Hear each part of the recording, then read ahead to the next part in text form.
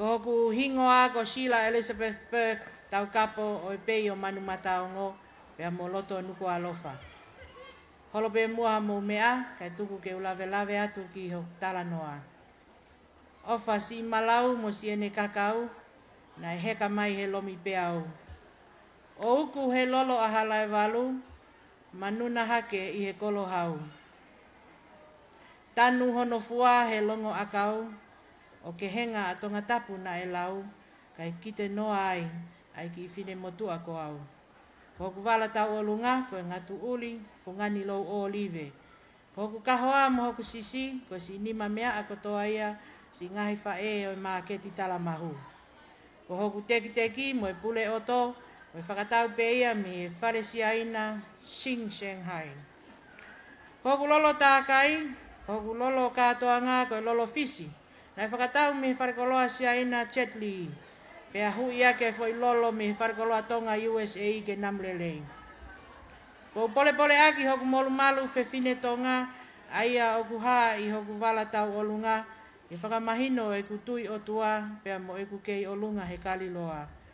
Hoku whasi tau olunga koe maa imoa a kuin salo te koe hala kuo papa.